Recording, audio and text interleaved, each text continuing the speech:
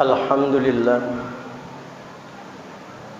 Alhamdulillahilladzi arsala rasulahu bil huda wa dinil haqq liyuzhirahu 'ala ad-dini kullihi wa kafa billahi shahida. Ashhadu an la ilaha illallah wahdahu la syarika lah wa ashhadu anna sayyidana Muhammadan abduhu wa rasuluh al-mab'usu rahmatan lil alamin. Allahumma salli wa sallim ala sayyidina wa habibina wa syafi'ina wa maulana Muhammadin wa ala alihi wa sahbihi ajma'in, amma ba'd. Fa ya ibadallah, usikum wa nafsi bi taqwallah faqad fazal muttaqun. Qala Allah Ta'ala fi kitabihil karim wa huwa asdaqul qailin. A'udzu billahi minasy syaithanir rajim. Bismillahirrahmanirrahim. Ya ayyuhalladzina amanu kutiba 'alaikumus syiyam kama kutiba 'alal ladzina min qablikum la'allakum tattaqun.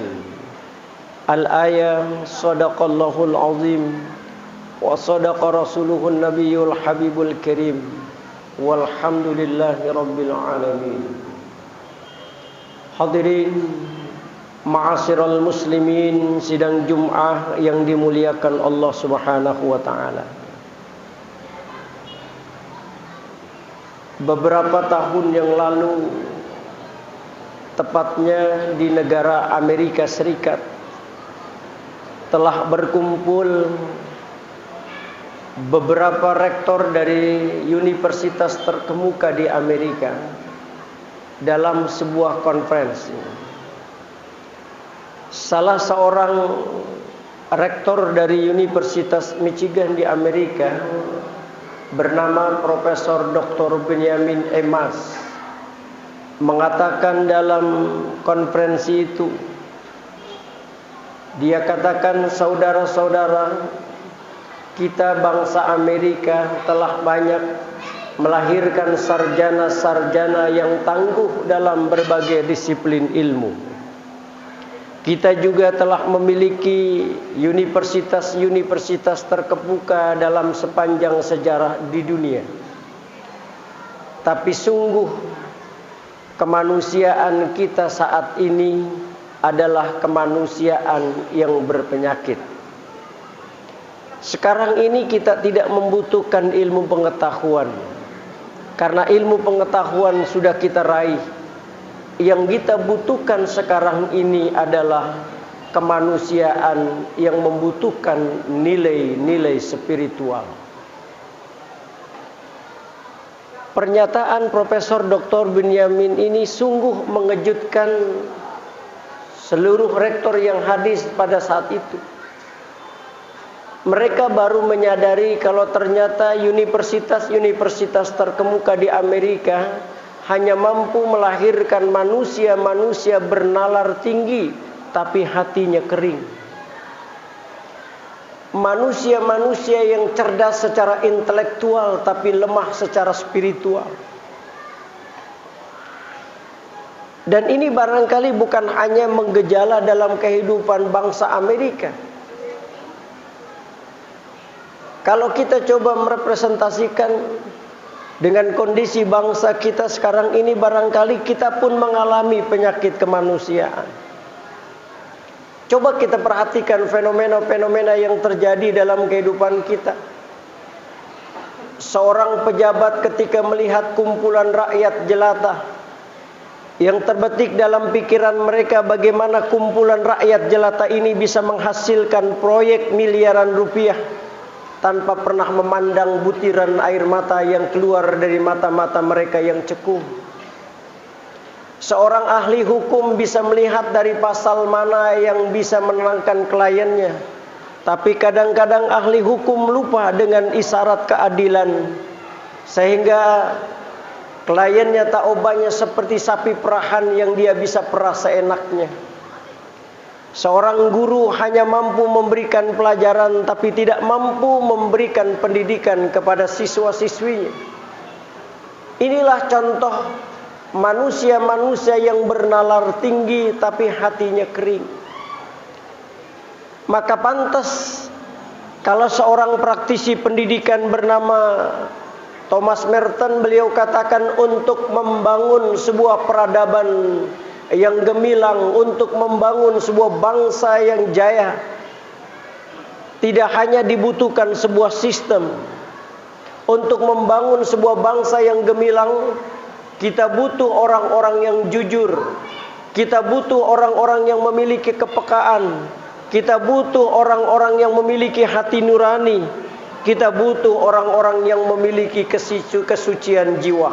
Karena di tangan-tangan mereka itulah bangsa ini akan gemilang dan menjadi bangsa yang diperhitungkan dalam kancah internasional. Hadirin sekalian sidang Jumat yang dimuliakan Allah Subhanahu wa taala. Saya ingin menggarisbawahi pernyataan seorang praktisi pendidikan namanya Thomas Merton. Beliau katakan untuk membangun sebuah bangsa yang gemilang tidak hanya dibutuhkan sebuah sistem, tapi kita butuh orang-orang yang jujur. Kita butuh orang-orang yang punya hati nurani. Kita butuh orang-orang yang memiliki kesucian jiwa. Kita butuh orang-orang yang memiliki kepekaan sosial. Bukankah dalam perspektif agama Islam, orang-orang yang dimaksud Thomas Merton itu tidak lain adalah orang-orang yang memiliki ketakwaan di sisi Allah Subhanahu wa taala.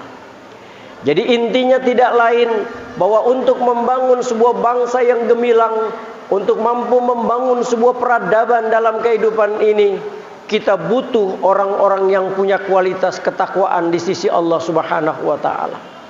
Itulah sebabnya kenapa Rasulullah sallallahu alaihi wasallam dapat membangun peradaban di kota Madinah menjadi bangsa yang baldatun thayyibatun wa rabbun ghafur. Karena orang-orang yang duduk dalam pemerintahan di masa Rasulullah sallallahu alaihi wasallam orang-orang yang memiliki kualitas ketakwaan di sisi Allah Subhanahu wa taala.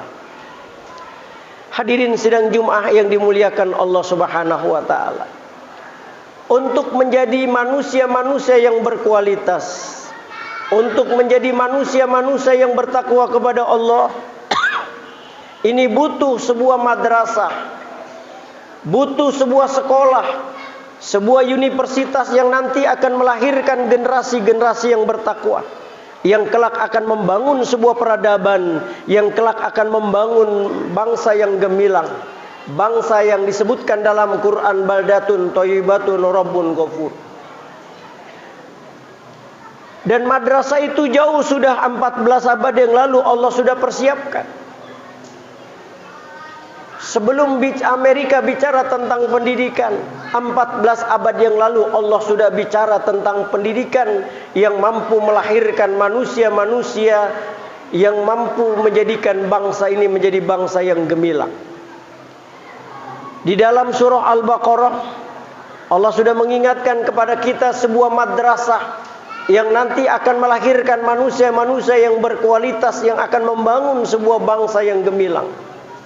Allah berfirman di dalam Al-Quran, ya ayyuhalladzina amanu kutiba alaikumussyam kama kutiba alal ladzina min qablikum la'allakum tattaqun. Wahai orang-orang yang beriman, diwajibkan atas kalian berpuasa sebagaimana diwajibkan atas umat-umat terdahulu, la'allakum tattaqun, agar kalian keluar menjadi orang-orang yang bertakwa kepada Allah Subhanahu wa taala. Jadi yang dimaksud oleh Allah madrasah ruhaniyah, universitas yang melahirkan orang-orang yang bertakwa kepada Allah, tidak lain madrasah itu yang disebut dengan puasa.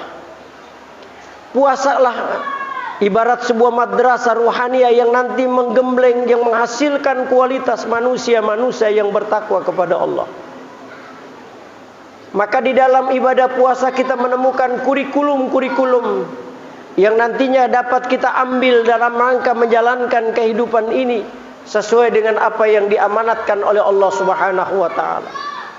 Setidaknya ada beberapa kurikulum puasa, kurikulum madrasah ruhaniyah yang nanti menghasilkan generasi-generasi takwa, yang mampu membangun bangsa ini menjadi bangsa yang terbaik. Pertama kita lihat kurikulum yang kita bisa ambil dari madrasah ruhaniyah yang namanya puasa adalah yang pertama, puasa akan meningkatkan kualitas kita menjadi orang-orang yang memiliki kepekaan sosial yang tinggi. Dan itu dapat kita lihat bagaimana puasa menggembleng kita dari mulai kita terbit fajar sampai tenggelam matahari. Di situ kita dididik. Kita merasakan betapa lemah, betapa letihnya kita, rasa lapar dan dahaga menyelimuti kita. Iya, kalau kita masih bisa menikmati hidangan selepas maghrib, kita bisa menikmati segala macam aneka makanan. Tapi bagaimana dengan nasib orang-orang miskin?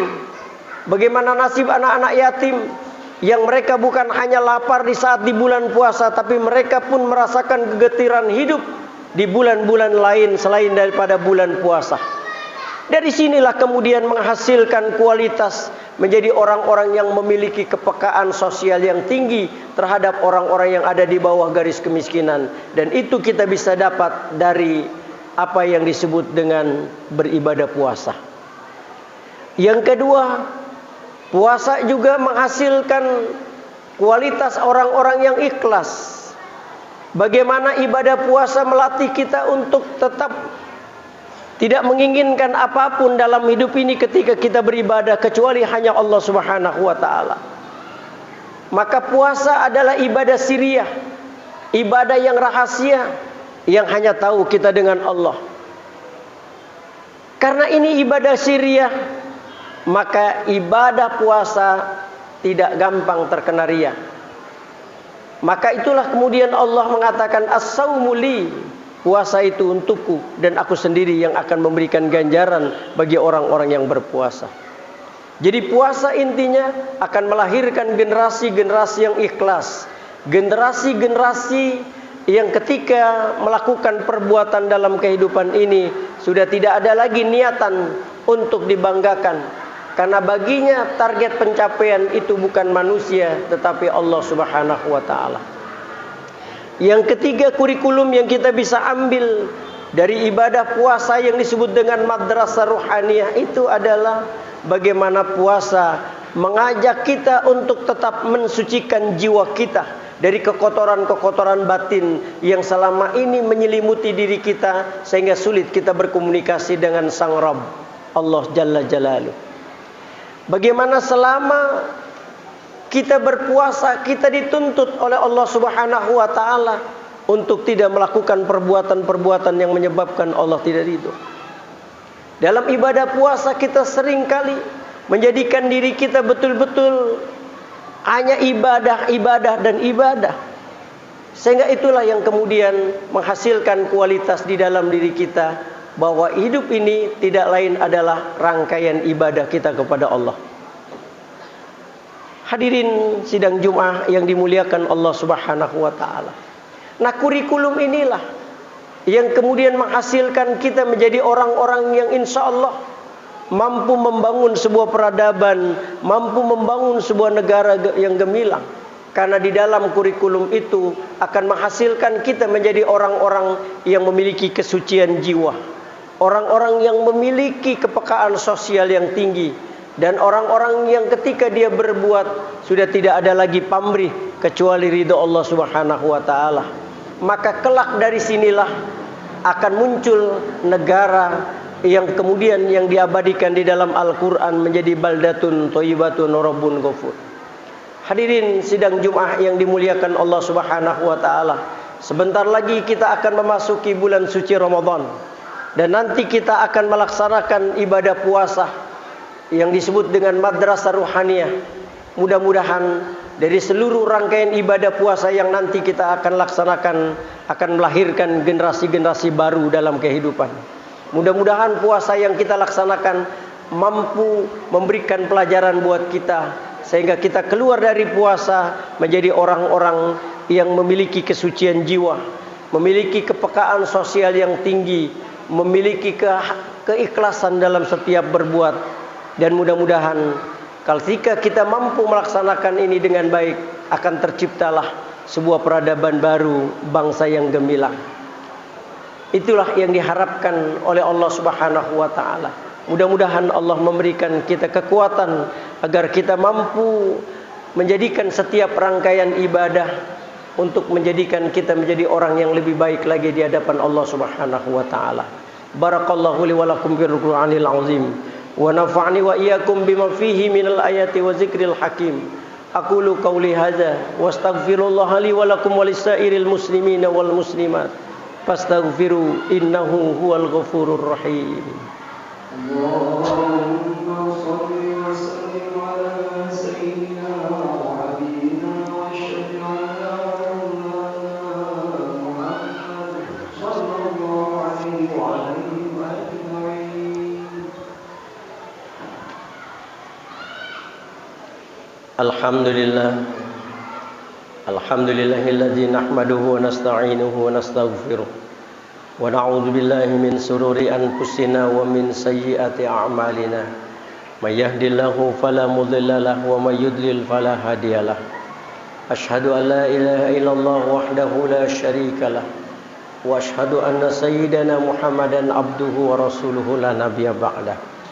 Allahumma shalli wa sallim ala sayyidina Muhammad wa ala ali sayyidina Muhammad.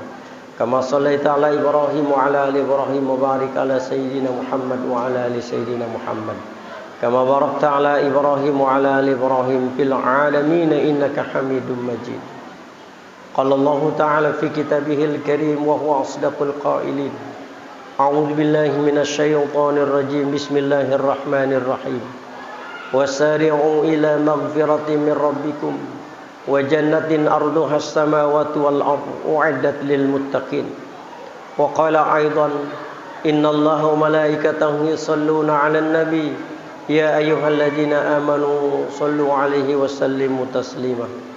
Wa ya ibadallah ittaqullaha haqqa tuqatih wa la tamutunna illa wa antum muslimun. Hadirin sidang Jumat yang dimuliakan Allah, marilah di penghujung khutbah yang kedua ini sejenak kita tundukkan hati kita. Kita bermunajat kepada Allah Subhanahu wa taala. Mudah-mudahan Allah mengampuni segala dosa dan kesalahan kita, yang disengaja maupun yang tidak disengaja, yang besar maupun yang kecil. Allah kuatkan iman Islam kita agar kita menjadi orang-orang yang terbaik di sisi Allah Subhanahu wa taala. Allah jadikan rumah tangga kita rumah tangga yang sakinah, mawaddah warahmah. Dan tentunya Allah jadikan bangsa kita menjadi bangsa yang baldatun thayyibatun rabbun ghafur. Allah karuniakan pemimpin-pemimpin yang soleh, pemimpin-pemimpin yang amanah, pemimpin-pemimpin yang mampu menghantarkan perubahan yang terbaik dalam hidup dan kehidupan kita. Dan mudah-mudahan pandemi COVID-19 yang masih melanda bangsa kita dan bangsa-bangsa di seluruh dunia, mudah-mudahan segera Allah angkat dari muka bumi ini, sehingga kita bisa beribadah dengan indah seperti ibadah-ibadah tahun-tahun yang lalu. Allahumma ighfir lil mu'minina wal mu'minat wal muslimina wal muslimat al ahya'i minhum wal amwat. Allahumma a'inna ala dzikrika wa syukrika wa husni ibadatik. Allahumma aslih lana dinana alladzi huwa ismatu amrina wa aslih lana dunyana allati fiha ma'asuna wa aslih lana akhiratana allati ilaiha ma'aduna. Waj'alil hayata ziyadatan lana fi kulli khair waj'alil mauta rahatan lana min kulli syarr. Allahumma inna nas'aluka as-sihhata wal 'afiyah wal mu'afata daima fid dini wad dunya wal akhirah. Rabbana taqabbal minna innaka antas samiul alim wa tub 'alaina innaka antat tawwabur rahim. Rabbana atina fid dunya hasanah wa fil akhirati hasanah wa qina adzabannar.